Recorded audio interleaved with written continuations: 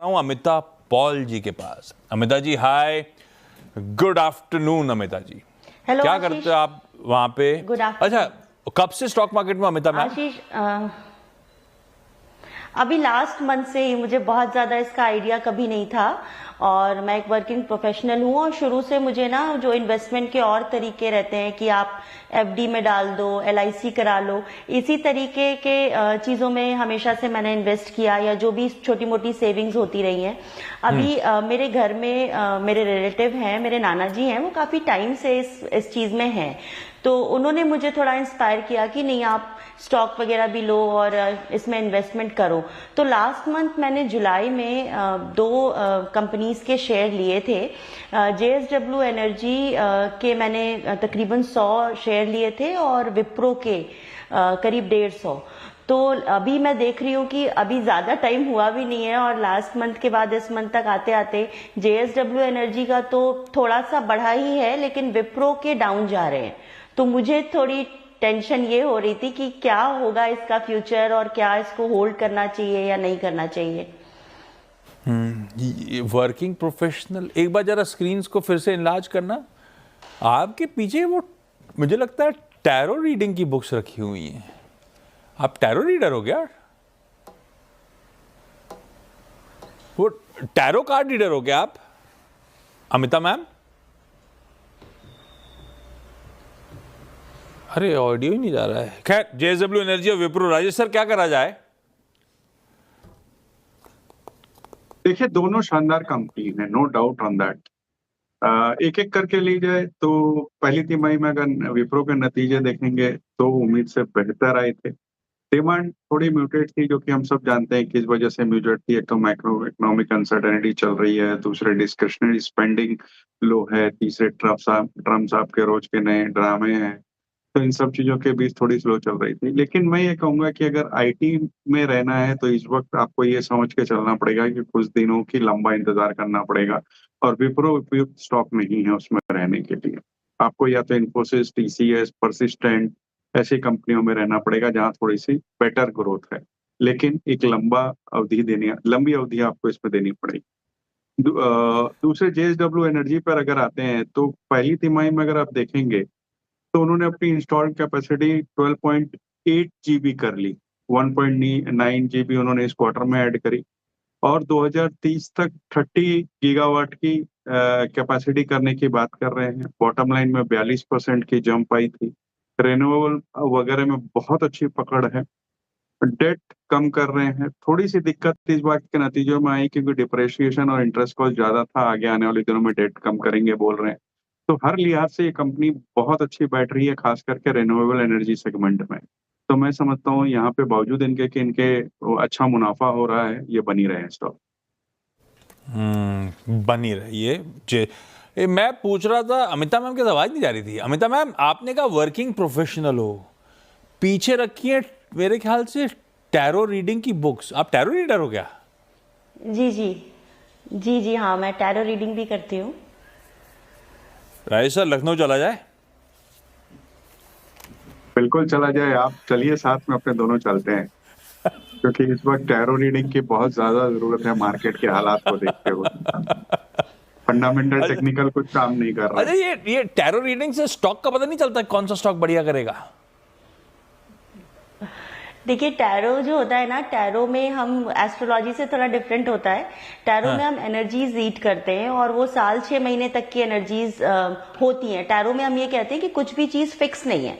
इसमें हम जो अभी चल रहा है उसमें कार्ड्स आते हैं, जो यूनिवर्सल गाइडेंस, उससे कार्ड्स देखते हैं हम और ये बता सकते हैं कि अभी ये चल रहा है और आप अगर अपने अंदर ये चेंजेस करें और इस पाथ पे जाएं तो आप अब बदलाव करके तो इससे ये टैरो से अपने को स्टॉक मार्केट में फायदा नहीं होगा? हो भी सकता है। अभी जैसे ये तो रोज ऐसा करें, प्रमोटर की एनर्जी रीड करें और उससे स्टॉक डिसाइड करें तो?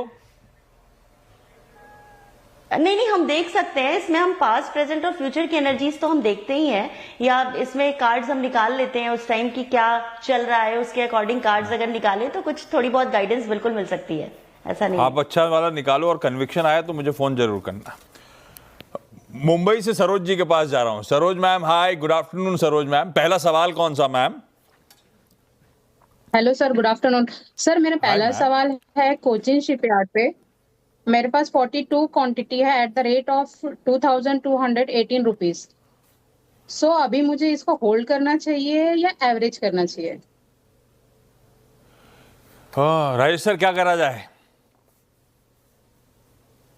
आशीष जी, ऐसा है कि इस पूरे सेक्टर ने, डिफेंस ने बहुत पेन दिया है और इस वक्त भी ऐसा लग रहा है कि शायद थोड़ा सा और दिक्कत है। बट एक बात अपनी जगह तय है कि ये सेक्टर आगे आने वाले दिनों में अच्छा परफॉर्म करेगा, क्योंकि जिस तरह की आप हालात देख रहे हो जियोपॉलिटिकल टेंशन्स की, तो जाहिर सी बात है कि न केवल भारत बल्कि और देश भी डिफेंस के खर्चे बढ़ाएंगे। अब कंपनी की बात करें तो सबसे बड़ी पब्लिक सेक्टर शिपयार्ड की कंपनी है, जो कि नेवी से अपने ज्यादातर रेवेन्यू लाती है।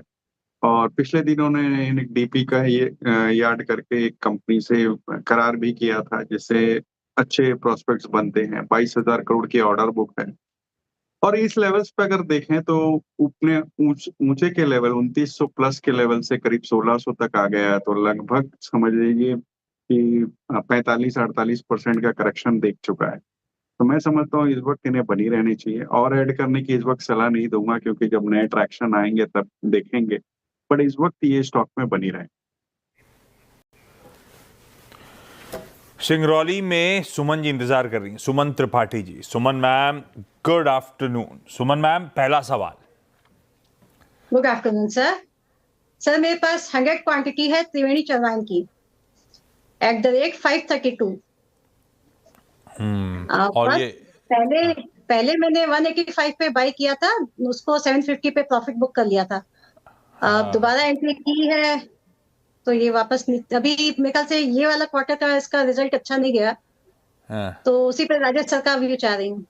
अरे सर, व्यू दीजिए। एक बार तो बढ़िया कमाई हो गई। कंपनी है कैसी? मेरे भाव के आसपास है, लंबी अवधि के लिए लिया हुआ है।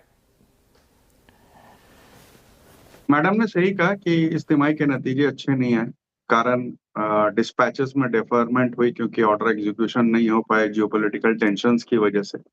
और जिस तरीके के हालात है, हो सकता है 1-2 क्वार्टर्स ये दिक्कत बनी रहे।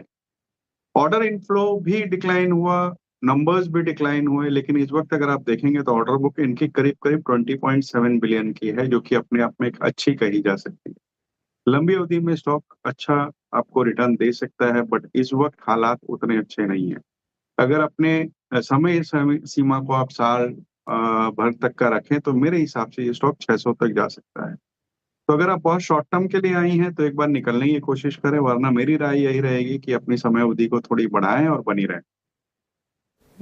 बढ़िया है, कोई दिक्कत नहीं। सरोज मैम, अगला सवाल है सुजलॉन एनर्जी पे। मेरी बाइंग प्राइस है 57 रुपीज एंड क्वांटिटी है 564।